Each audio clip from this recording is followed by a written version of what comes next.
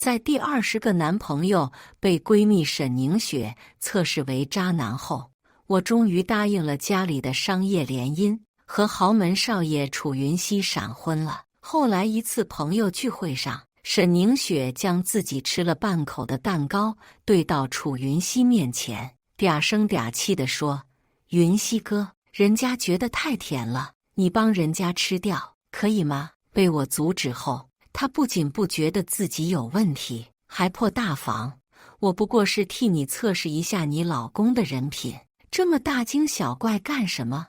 我和你可是10几年的闺蜜，你不会以为我看上你老公了吧？如果是以前，我可能就信了，可我偏偏重生了。”我拿起桌上的蛋糕奔到他脸上：“你自己什么人品，就去测试别人的人品？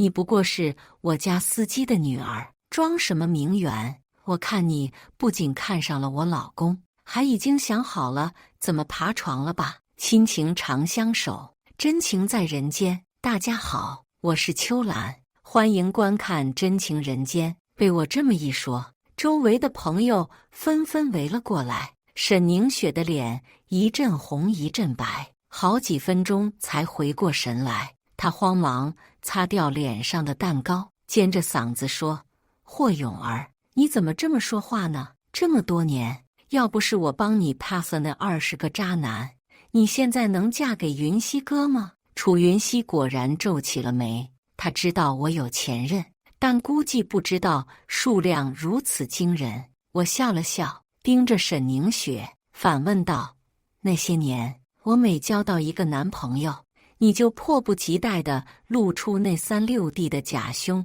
去帮我测试他们，所以我2个月换一个男朋友，不是很正常吗？话说，那些前男友我都没睡过，可你应该睡过不少吧？”其实沈凝雪本是我家司机的女儿，我小学时，司机为了救我爸而死，唯一的愿望就是霍家能好好对他女儿。我爸也是个感恩的人，他不仅资助了沈凝雪多年，还让她寄住在我家。我们出双入对，很快就成了无话不谈的闺蜜。他总爱把我的名牌发到网上去，打造富家名媛的人设，我也一句不说。只是我没想到，我拿她当闺蜜，她却见不得我好。上一世，她眼红我嫁入豪门，到处造谣我生活不检点。那20个被她勾搭走的前任们，为了讨好她，竟然约到一起，将我迷晕凌辱，甚至还拍下我的裸照。我受不了刺激，跳楼自杀而死。而我也是临死前才知道，她一直用着霍家真千金的身份勾引我的男朋友，事后每次都装作一副无辜的样子。永儿，我真的不知道会这样的。我明明只是跟他说了几句话，没想到他就露出真面目了。不过这样也好，起码看清了他的为人。这种渣男不要也罢。说完，他便置身事外，仿佛一切都是那些男人的错。一想到这里，我胃里一阵翻涌，恶心得快要吐出来。沈凝雪眼眶红红的，楚楚可怜地看了一眼楚云熙，咬了咬嘴唇，委屈地说：“我没有，我从小家教就严格，晚上还有夜禁时间，我怎么可能做这种事？我到现在连男朋友都没交过呀，还是和上一世一样，主打清纯名媛小白兔的人设。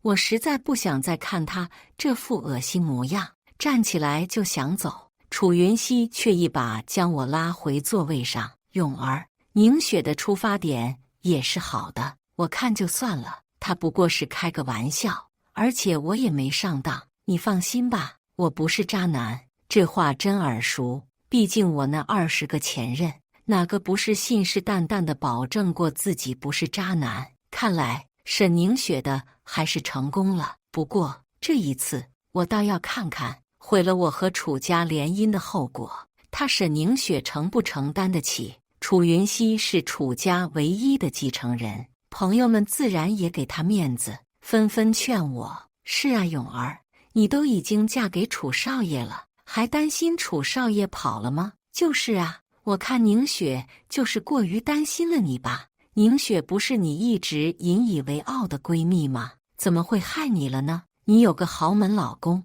又有个千金闺蜜，我们都羡慕死你了，你就知足吧。我捏紧拳头，几乎要咬碎后槽牙，才强忍着怒火坐了回去。沈凝雪得意地冲我挑了挑眉，一屁股坐到我旁边，故意把那个限量款鳄鱼皮包啪的一声放在桌上。朋友们看清那包后，立刻响起一阵惊呼：凝雪，这包竟然被你抢到了！天哪！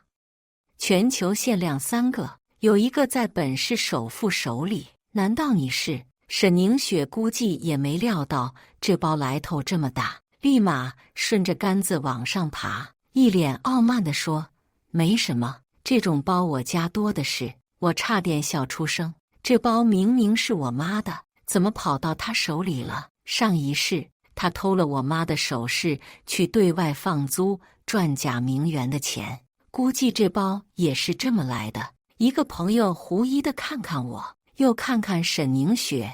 可是楚家不是和首富家联姻吗？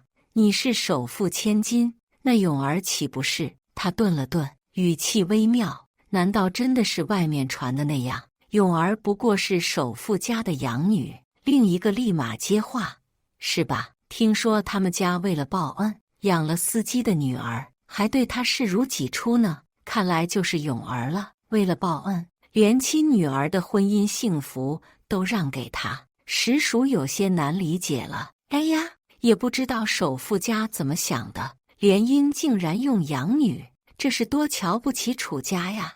我看宁雪和楚少更般配。沈凝雪的脸色变了变，毕竟我和楚云熙是闪婚，她并不知道我们是商业联姻。而楚云熙的脸色也瞬间阴沉下来，自尊心明显受到了打击。我掏出手机，慢悠悠地翻着同城啊，这包我好像在本市不少网红身上见过呀。我故意停顿了一下，看着沈凝雪，可他们主页上都自称豪门千金呢，难不成你们这包是轮流租着背的？沈凝雪的脸一阵红一阵白，瞪着我的眼神像要把我生吞活剥了。也难怪以前我傻乎乎的，不仅不会这么当众拆穿他，还会感激他替我测试渣男。眼看周围朋友也开始怀疑他，沈凝雪恼羞成怒，一把抢过前台的剪刀，对着包一阵乱剪，嘴里还叫嚣着：这就是我的，你凭什么污蔑我？我把它剪烂，你就没话说了吧？全场倒吸几口凉气，谁也不敢说话。价值几百万的鳄鱼皮包就这么被剪烂了。我啧啧了几声，似笑非笑地嘲讽着：剪得很痛快吧？想好怎么跟我妈交代了吗？我话音刚落，沈凝雪就一脸惊慌失措起来，手上的剪刀直落在了她自己的手指上，伴随着一声尖叫，鲜红的血珠立刻涌了出来。她哭得梨花带雨，楚楚可怜地看着我：咏儿，这样你满意了吗？楚云熙一把握住她的手，心疼地给她吸了几口血，用纸巾简单包扎了一下，然后牵着她往外走，去医院。见我坐在原地没动，她怒了：咏儿，凝雪不仅是你闺蜜，还是你妹妹，你怎么能这么对她？你现在是楚家少奶奶，我这么做是为了楚家的名声，这事我会告诉我爸，你好好反省吧。我不紧不慢地走出去，楚云熙就已经将沈凝雪扶进了副驾驶。楚云熙看都没看我一眼，一脚油门就走了。我慢悠悠地逛了一圈商场，随后回了楚家。结果刚回到，就碰见了沈凝雪，她正一脸享受地坐在客厅沙发上。见我回来，她揉了揉太阳穴：咏儿，云熙哥说让我来楚家暂住一段时间，你不会介意吧？我放下手里的东西，嘲讽着问道：你没有门禁了？楚云熙冷冷的声音从我背传来：霍咏儿，你在这里阴阳怪气做什么？要不是你夏凝雪，她怎么会受伤？她这段时间就会在我们这里好好休养。你是罪魁祸首，你得亲自照顾她。我大概明白了，他这是想让我这个堂堂真千金给沈凝雪端茶倒水呢。我重新拿起手提包，就要往外走去。那行，不打扰你们，我回霍家住。你……楚云熙被我对得一时语塞，站在他身后的沈凝雪则是一脸憔悴，一副我见犹怜的模样，柔弱地说：“永儿，算了，也不是什么大事，我不需要你的道歉。云熙哥是个好男人，我只希望你能好好珍惜。”楚云熙的脸上闪过一丝柔情，这是我嫁过来未见过的。他一边拉起沈凝雪的手，一边吩咐管家：“王妈，把2楼的房间收拾一下，凝雪想要什么都安排一下。”然后又转头不耐烦地对我说：“你在这里等着，我回来再跟你算账。”我忍不住扑哧一声笑了出来。我等着，等会看看到底是谁要找谁算账。既然你那么爱我家司机的女儿，那我就让我爸妈成全你们。沈凝雪身子晃了晃，眼眶泛红，渲然欲泣地说：“永儿，我知道你还在生我的气，可是我真的是拿你当闺蜜、当姐妹才会这么做的。你就算不能理解我，但也不该这么重伤我。要不是我已经重生一次，说不定还真会被他这副模样给骗了。”我站起身，看了看将沈凝雪护在怀里的楚云熙，似笑非笑地说：“你刚才说楚云熙是好男人，他现在不都和你抱上了吗？怎么还能算好男人？难道像以前那样跟你睡在一起的才叫渣男啊？”霍永儿，楚云熙怒不可遏地指着我：“凝雪刚刚都给我看过那些聊天记录了，他和你的前任们什么事都没有，他只不过聊了几句，就发现他们心思不纯，好心提醒你罢了。我还没说你呢，那么多前任，你到底是有多饥渴？”沈凝雪在一旁默默垂泪，低声说道：“云熙哥，你不要怪永儿了，是我不应该管他那么多。”楚云熙轻轻握住沈凝雪的肩膀，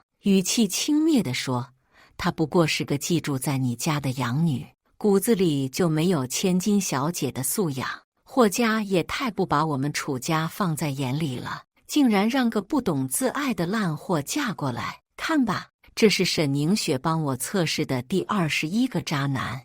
这次我是真心感激他。”我干脆坐了下来，翘起2郎腿，漫不经心地问道：“所以你现在是想退婚了？”听到这句话，楚云熙和沈凝雪都愣住了。沈凝雪以前只敢冒充我的身份破坏我的感情，商业联姻退婚这种事，她怎么敢？楚云熙倒是很快回过神来，语气坚定地说：“你有自知之明就好。这楚家少奶奶的位置本来就不是你这种水性杨花的女人该做的，识相的就给我滚出去，别脏了我们楚家的地，岂有此理！”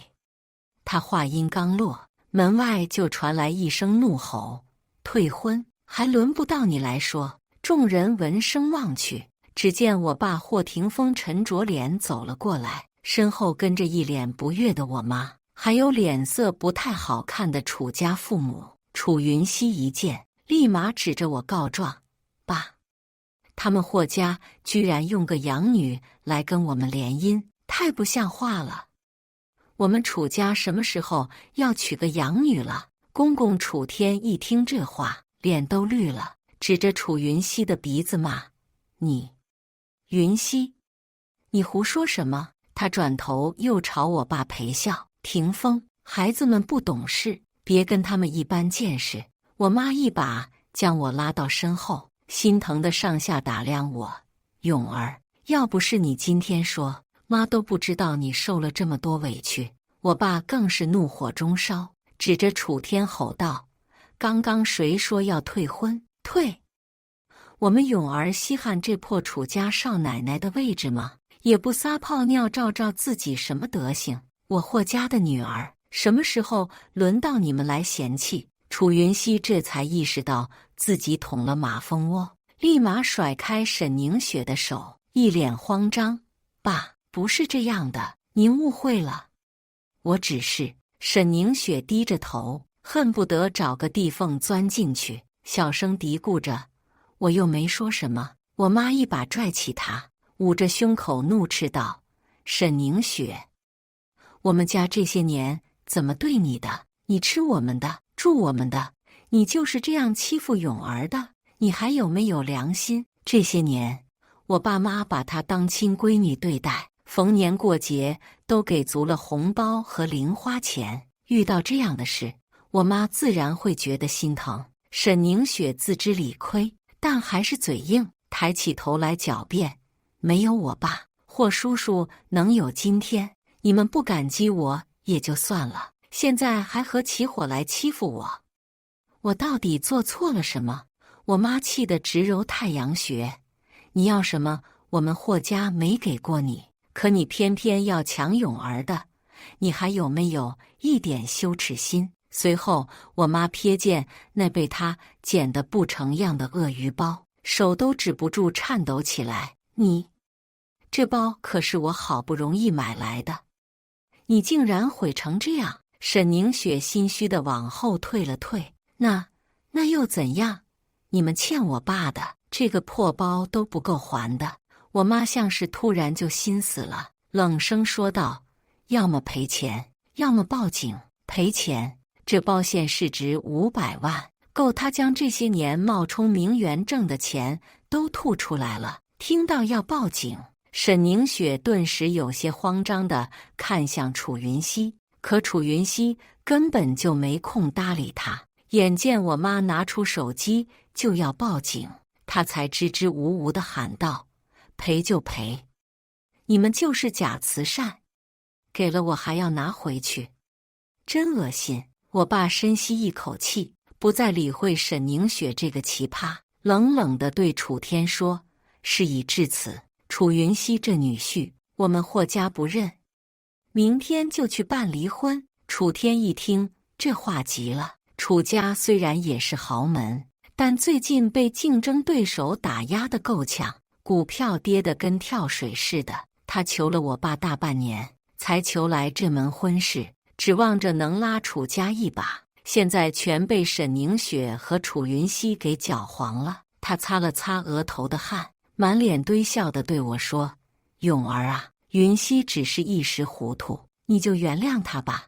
我们楚家只认你一个儿媳妇。”我婆婆气得脸红脖子粗，二话不说，上去就给了沈凝雪一巴掌：“都是你这个狐狸精，勾引云熙！”随即转头，满脸慈笑地对着我说：“对呀，永儿啊，看来都是这个狐狸精的错，你别生气。”我厌恶地撇过头，说什么呢？沈凝雪这是为我好，帮我测试老公的忠诚度呢。现在事实证明，我老公是个渣男，我干嘛还要跟他一起？沈凝雪捂着脸，哭得梨花带雨，一副摇摇欲坠的样子。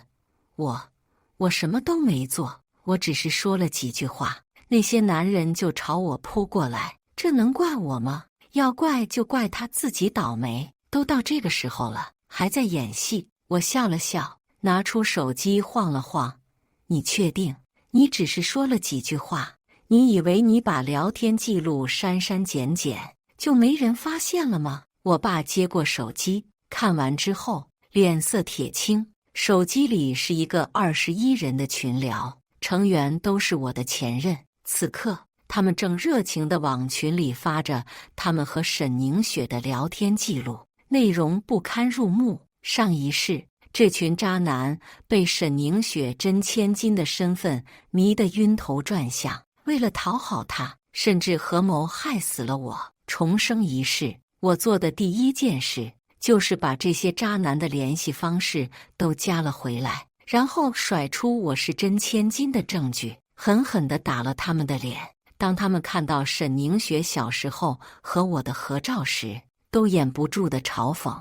他还敢说自己的天生丽质，这浑身哪一个地方没动过手脚啊？说真的，要不是他总是将领子拉低，我看都不会看他一眼。我看这些群渣男，心里还是有些庆幸。苍蝇不叮无缝的蛋，沈凝雪是恶心，但他们也算不上什么好东西。他们看完我列的证据后立马怂了，为了弥补，纷纷把沈凝雪和他们的聊天记录发给了我。20个渣男，20份记录，我才终于看清了沈凝雪的真面目。她一把抢过我爸手里的手机，浑身颤抖，尖声叫道：“你花钱雇人演戏污蔑我！”我差点笑出声来。聊天记录还能作假？难道我未卜先知，提前知道你会这么贱，早早安排好了这一切？楚云熙脸色铁青，一张张点开沈凝雪的裸身自拍，拳头捏得咯咯作响。这就是你说的，只聊了2句。聊天记录里，沈凝雪把能贬低我的话都说尽了，说我是司机家的女儿，说我死皮赖脸赖在他家不走，说我上不了台面。为了拆散我和前任们，他真是无所不用其极，各种裸照、娇羞表情，甚至主动约开房，真是让我大开眼界。有好几个家里有些钱的，沈凝雪现在还依旧有联系，偶尔出去开个房。其他被用完即甩的，却还像条哈巴狗一样舔。现在知道了真相，不知道会不会觉得恶心。我拿起手机，狠狠地砸在沈凝雪脸上。你说帮我测试渣男，原来是用这种方式啊！我转头看向楚云熙，似笑非笑。恭喜你，成为他替我检测出的第21个渣男。说完，我们一家3口毫不犹豫转身离去。沈凝雪果然不依不饶，跌跌撞撞地扑上来，想抓住我的胳膊。咏儿，你别这样，我们不是最好的闺蜜吗？你听我解释。我妈眼疾手快，一个转身挡在我面前，扬起手，啪啪啪就是几个耳光，甩在沈凝雪脸上。滚出我们家！以后别再让我看到你。那些钱，我限你1个月内还清，不然就别怪我狠心了。沈凝雪被打得晕头转向，捂着脸，眼泪鼻涕糊成一团，像条丧家犬似的狼狈地爬起来，跌跌撞撞地跑了出去。楚云熙还想说什么，被我爸一把推开。你也别再来找咏儿，我们霍家不欢迎你。明天民政局把离婚证领了。第2天，在民政局等来等去都等不到楚家人，我妈只好帮我请了个金牌离婚律师。好在是闪婚，没什么财产纠纷。接下来的几天，我过得无比舒坦。楚家股票一路狂跌，几乎快要退市。楚天几次打电话求我爸高抬贵手，最后我爸跟他换了个条件，我可以不收回你们项目的投资，但是你儿子必须要和我女儿离婚。于是乎，楚云熙被楚天硬生生拉到了律师所，签下了他的名字。我成功恢复了自由身，而我妈只零零碎碎地收到了几笔沈凝雪转来的钱，还不到总金额的1/10。我本以为事情就这样结束了，结果半年后，我在一场拍卖会上再次看到了沈凝雪，她手里依旧拿着我妈那只鳄鱼包，只是被她缝缝补补，还用一些廉价挂饰遮遮掩掩，远看看不出来被损坏过。她看到我，非但没有一丝慌乱，反而亲昵地挽着身边的男人，上下打量了我一番，语气中带着一丝嘲讽：“霍咏儿，好久不见，没想到你还是这么没有拉胯。”我冷冷地瞥了他一眼，这包都被你毁成这样了，也没舍得扔呢。到底是我拉胯，还是你拉胯呀？他软软地趴在男人的身上。你懂什么时尚啊？我这是特意给自己改造的，独一无二的。我不再接话，心里只觉得眼前这个男人可怜。明明前几天我才从别人嘴里听说他还和楚云熙在一起呢。见我不说话，他眉眼一挑，漫不经心地说道：“怎么哑巴了？别以为我没了你这个闺蜜就什么都没了。”他顿了顿，轻蔑地笑了笑：“我告诉你，霍永儿，我现在过得比你想象中还要好。我知道，过去10几年，他在我家打造的名媛人设，已经让他在网上吸粉数百万了。一场直播，一条广告，估计就能挣不少。只是看起来，他都把钱花在了整容和租奢侈品上了。”我冷笑一声，故作神秘地凑近他，低声说道：“你知道今天楚云熙也会来吗？”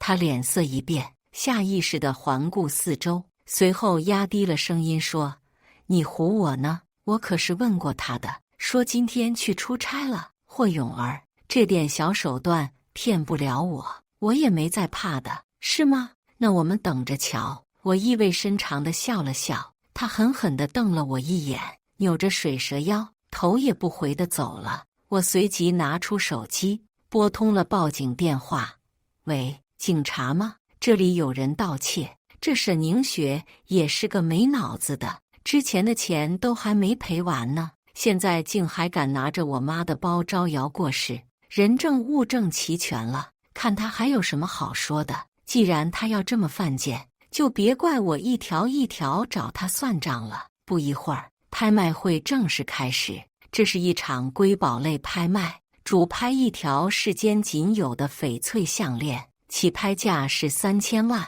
昏暗的灯光下，那条翡翠项链泛着幽幽的光芒，引得众人窃窃私语：真的太极品了，就算买不到，今天能看一眼也是值得。是啊，不知道这会被谁拍走，真的太难得了。坐在角落的沈凝雪拍了拍那男人的肩膀，也娇滴滴地说：“不就是3000万吗？宝宝，人家也想要。”其实这男人我认得，没猜错的话，应该是顾家的外世子顾影深。虽然几年前被承认回顾家，但实际上没什么话语权。顾影深只是木讷地点了点头，没有回话。第一轮叫价开始，我默默地坐在后排，看着沈凝雪一脸期待的样子，觉得有些好笑。毕竟第一轮顾影深都没有举牌呢，这如同弃权。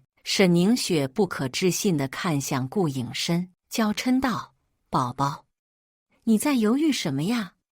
快举牌呀！”就在这时，门外走进2人，其中一个男的高声喊道：“我出4000万！”大家应声望去，不就是楚云熙吗？可他身旁还搂着一个娇滴滴的女人，那女人一袭红裙，妆容精致，整个人依偎在楚云熙身上，一副小鸟依人的模样。沈凝雪猛地冲上前去，一把夺过楚云熙手里的竞价牌，怒吼道：“楚云熙，你不是说你今天出差要开会吗？”他颤抖着手指着那女人，尖叫道：“她又是谁？”突如其来的变故让现场一片哗然，大家都被这戏剧性的一幕镇住了。拍卖师急忙出来打圆场：“这位小姐，请您不要在拍卖现场捣乱，否则我们只能请保安将您请出去了。”沈凝雪充耳不闻，一把拽住楚云熙的胳膊：“楚云熙，你怎么敢背着我找小三啊？”楚云熙嗤笑一声，毫不留情地当面嘲讽道：“你不过是个假名媛，怎么好意思问我这个问题？我和你从头到尾都没正式在一起过，何来的小三一说？”他顿了顿，语气更加冰冷：“我爸妈那么讨厌你，我有什么可能会娶你？你是不是没脑子？”说着，顾影深冷着脸走了过去。“凝雪，他刚刚说的话是什么意思？”还没等沈凝雪回答，楚云熙不知何时又折返回来，一把推开顾影深，怒吼道：“沈凝雪，你就是改不了偷男人的毛病，对吧？你敢推我？我可是顾氏集团的。”顾影深也不甘示弱，两人扭打在一起，现场顿时乱成一团。好刺激的四角恋！我真的没想到，沈凝雪这样的人，竟然能让两个男人为了她打架。为了保护拍卖品，拍卖会被迫暂停，惹得在场所有人都不太高兴，指着他指指点点起来。他不是陪着顾家那小儿子来的吗？怎么又攀上楚家少爷了？这女人看起来就不简单，不过她很眼熟，好像哪个网红。这时警察来了，沈凝雪立马哭得梨花带雨，不知道的还以为她受了多大委屈。警察叔叔，你们来得正好，快把这个疯子抓走！他指着顾影深，哭喊道：“他先动手打的人。”顾影深一脸懵逼：“沈凝雪，你不是我女朋友吗？你胡说八道什么？”沈凝雪翻了个白眼，语气轻蔑：“我看你是误会了。”他凑近顾影深，声音压得极低：“我会看得上一个3000万都不舍得给我花的男人？你也太看得起自己了吧！”楚云熙在一旁冷笑：“滚滚滚！就算你帮我，我也不会娶你进楚家的，别做梦了！”看着这三个奇葩，我差点笑出声。这场闹剧真是越来越精彩了。我走到警察面前，平静地说道：“是我报的警。”我指了指沈凝雪：“就是他。”偷了我家的限量版鳄鱼包，价值300多万。沈凝雪脸色瞬间变得惨白，像是涂了层厚厚的面粉。她这才想起那个包，顿时慌了神。你胡说！这包是我的，我拿出我妈的买包凭证，上面还有我妈的签名，这上面可是有独一无二的编码的。由不得你不承认！我冷冷地看着他，眼神像刀子一样锋利。沈凝雪，你以前经常偷我妈的奢侈品去租给那些假名媛，次数多了，还大胆到直接占为己用，我有说错吗？周围的人立刻像躲瘟疫一样远离沈凝雪，生怕和她沾上一点关系。沈凝雪眼眶通红，可怜巴巴地将包往身后藏了藏，像是护着什么宝贝一样。你不就是看我比你漂亮，嫉妒我吗？故意污蔑我。说着，他开始装可怜，试图博取同情。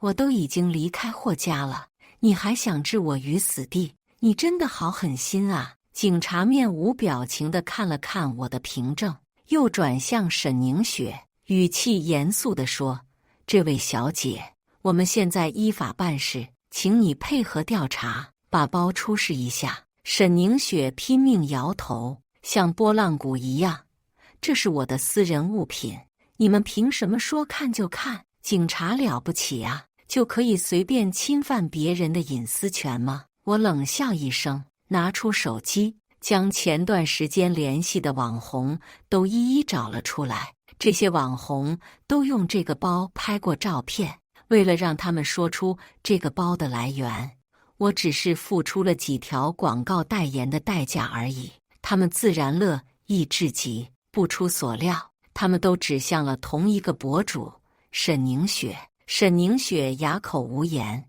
脸色比吃了屎还难看，嘴唇颤抖着，却说不出话来。我乘胜追击，将当天他在监控视频里捡烂包的画面调了出来，递给警察。这包不仅被偷走，还被人为恶意损坏，必须按照现在的市场价值赔偿。目前估价是500万，一分都不能少。沈凝雪彻底崩溃了，她像疯了一样扑过来，歇斯底里地喊叫：“你胡说！你再说一次试试！我撕烂你的嘴！”她又哭又闹，像个泼妇一样撒泼打滚，毫无形象可言。坐在拍卖席上，有好几位真名媛，也都是玩社交账号的。他们一脸看戏的表情，对着沈凝雪的脸一顿猛拍，甚至还开启了直播，一边拍一边小声议论：“天哪，这就是那个百万博主沈凝雪呀，也太丢人了吧！贾明媛实锤了，沈凝雪精心打造的富家千金人设瞬间崩塌。这时，拍卖会继续进行，叫价声此起彼伏，最后一声响亮的8000万，吸引了全场的注意，大家齐刷刷地看了过去。是宋凌旭，我爸的世交，宋家的少爷，也是我的青梅竹马。他举着牌子，一脸自信的笑容。回想起小时候，沈凝雪也曾试图破坏过我们之间的友谊，只不过他没有得逞。算起来，宋凌旭还真是唯一一个经受住考验的好男人。可这么多年，我都只把他当成了朋友。宋凌旭以8000万的价格拿下了这条翡翠项链，然后转身温柔地将它戴在了我的脖子上，深情款款地说：“永儿，这下你不会还不懂我的意思了吧？”沈凝雪目瞪口呆，她怎么也没想到，自己梦寐以求的东西竟然会这么轻易地被我得到。我挽住宋凌旭的胳膊，故作迟疑地说：“可是我离过婚。”他却像个快乐的孩子，一把将我抱起，开心地说道：“你还谈过20个男朋友呢，不过最后一个只能是我。”周围响起一片掌声和欢呼声，而另一边，沈凝雪则尖叫着被警察带走。对比好不滑稽，这一幕也被现场的人直播到了网上。隔天，霍家和宋家的喜讯就传遍了各大新闻媒体。与此同时，楚家的丑闻也闹得沸沸扬扬。这下可不是我爸一句什么话就能帮他们一把的事了。楚家本就摇摇欲坠，现在更是雪上加霜，彻底失去了翻身的机会。我爸找准时机，低价收购了楚家的公司。楚天一气之下病倒了，再也没醒过来。楚云熙认定这就是沈凝雪害的，一怒之下将沈凝雪和我那20个前任的聊天记录都一一放上了网。一波未平，一波又起，沈凝雪这个名字连挂好几天热搜，网上引起了轩然大波。好恶心，这真的是闺蜜吗？感觉就是个绿茶，她管得好宽。有这样的闺蜜真的好窒息，来一个当一个。她以为自己是什么渣男过滤神器，楼上的你还是想得太简单了。她根本就是嫉妒闺蜜，借着闺蜜的身份抢走她的一切。我很早就粉她了，我还以为真是什么名媛，没想到就是个假的，偷包抢男人，真的一身黑。看时间线，她是为了钱，同时间谈着好几个不分吧，真是时间管理大师啊！一时间，沈凝雪的账号因太多人举报被封号，各大广告商纷纷找她索要天价违约金。我的案子还没开庭，她就不知道躲在了哪里，很久不再见人。关掉新闻，我舒服地伸了个懒腰，浑身的筋骨都舒展开来。我妈喊我出门，说是最后一次去给司机小沈，也就是沈凝雪的爸扫墓。墓园里，风吹过松柏，发出低沉的呜咽声。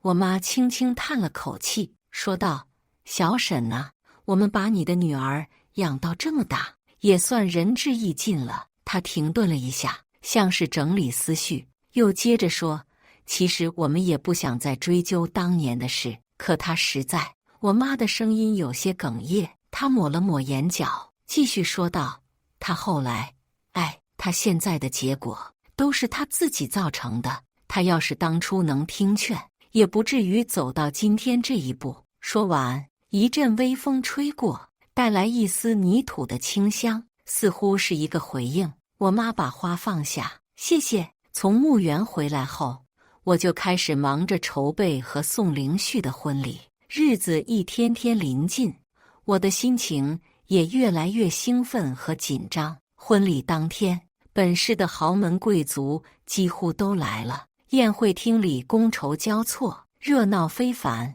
我挽着宋凌旭的手，看着他温柔的眼神，我想未来一定会更好吧。然而，就在婚礼进行到一半，交换戒指的环节时，意外发生了。一个披头散发、眼神疯狂的女人突然冲上了舞台，手里还拿着一瓶不明液体。我还没反应过来，她就猛地朝我扑了过来。小心！宋凌旭眼疾手快，一把将我拉到一旁。那液体泼到了我的婚纱上，瞬间腐蚀出一个大洞来。我惊魂未定地看着眼前的女人，竟然是沈凝雪。沈凝雪，你疯了吗？你知不知道自己在做什么？我怒吼道：我知道，我就是想你死。沈凝雪歇斯底里地叫喊着：你那么有钱，你为什么不肯放过我？你毁了我的账号，毁了我的人，抢走了我的一切。就在这时，一个愤怒的声音从人群中传来：沈凝雪，我就猜到你会出现在这里，我终于找到你了，你害死我吧，我要你偿命。是楚云熙。他怒不可遏地冲上舞台，一把揪住沈凝雪的头发。沈凝雪尖叫一声，条件反射般将手中的硫酸泼向了楚云熙。啊！楚云熙的脸上瞬间血肉模糊，然而他并没有松手，他忍着剧痛，抢过沈凝雪手中的硫酸，发了疯似的泼了回去。顷刻间，整个宴会厅都是沈凝雪凄厉的惨叫声。她那张花了无数金钱和精力整来的脸，瞬间被毁，现场一片混乱。我的父母急忙让保镖将我护送下舞台，并立刻报了警。等到警察赶到时，沈凝雪和楚云熙已经奄奄一息地倒在舞台上，场面触目惊心。两人很快被警察带走。这场突如其来的变故让所有人都震惊不已。但是在短暂的慌乱之后，婚礼继续进行。宋凌旭紧紧地抱着我，温柔地说道：别怕，一切都过去了，未来只会更好。这就是心有灵犀。我点点头，轻声说道：未来只会更好。我们相视一笑，仿佛刚才的惊险一幕从未发生过。感谢大家的观看，欢迎大家在下方评论区讨论。如果你喜欢这类故事，记得点击订阅真情人间，并分享给更多的人，这会对我帮助很大。再次感谢大家的观看。